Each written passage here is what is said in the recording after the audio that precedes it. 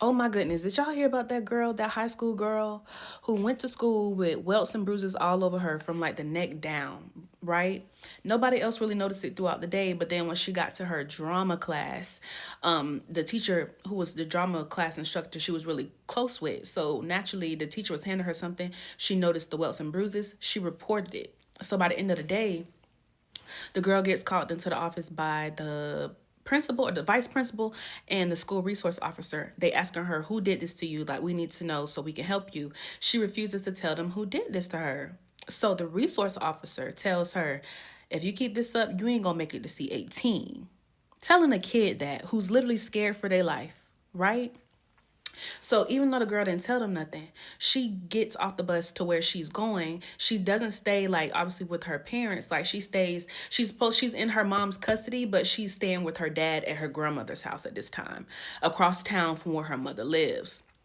And even though she didn't tell the school anything, somehow, some way, even though her mom's address was on file, they figured out where she was. Probably her mom told them. Who knows? So she walks up to the house. There's police everywhere. Her dad is like staring, glaring at her, right? So she's obviously scared. She just like, I don't know how this happened. I didn't tell nobody nothing. And she overhears the police telling her dad, like, next time you just don't need to leave bruises. Like, these kids are unruly, like, just don't leave bruises. And her dad's like staring at her like he gonna do it again, right? So she walks in the house, and her dad's wife at the time literally looks at her in disgust and was like, you should have known what to say. So from there, the social worker from DCF takes her upstairs, makes her take off her clothes and take pictures of all of the welts and the bruises. So at this point, CPS is basically like, girl, you're not even supposed to be here. You're in your mother's custody. You are going back to your mom. So at this point, obviously, the girl is terrified because she was at her grandmother's house for a reason. That's where her mom took her because her mom kicked her out before over a man, right? So CPS takes her back to the mom. The mom basically tells the CPS worker, like, I'm gonna do the same thing if you leave her here. The CPS worker is basically like, listen, and if that happens, if we do get evidence of that, you will be going to jail. But until then, until we see physical proof of you harming her, we have to leave her here. And naturally,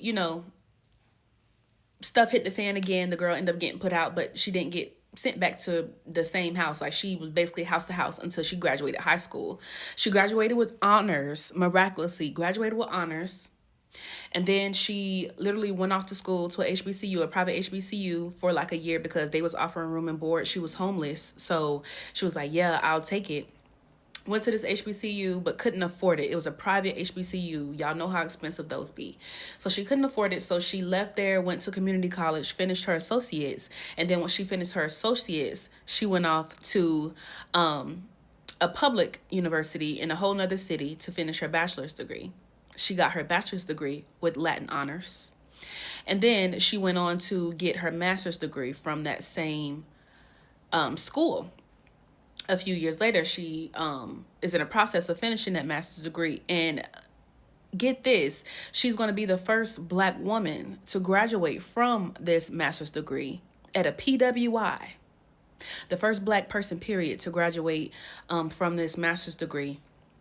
And yeah, shout out to me, man. Shout out to God for sustaining me through this experience from the time I was a child. And hey, shout out to that resource officer for telling me that I wouldn't make it to see 18. And here I am, 32 next month, and making history.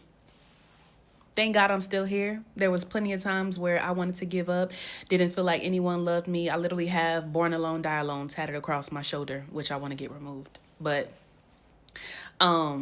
yeah, this is just your sign. If life gets tough, no matter where you are in life, whether you're younger, older, just keep pushing, keep moving. Because there was time even as an adult where I was homeless again, or where I had all this success but nothing to show for it, or where I just didn't want to live anymore because I didn't feel any love. Even though I was surrounded by love, I wasn't feeling it, and I didn't want to be here anymore. This is your sign to keep going, to hold on.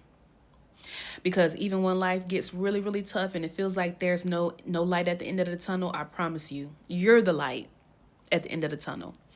You just have to wait it out for it to start shining again. The sun won't always shine, but that's why we love tomorrows. Life didn't hand her an easy path, but she made her own way. She proved every doubter wrong, every statistic wrong, and most importantly, she proved to herself that she was unstoppable. For anyone going through darkness right now, hold on. You are stronger than you know. The sun doesn't shine every day, but tomorrow is always coming. Stay strong, stay fighting, and remember, you are the light at the end of the tunnel.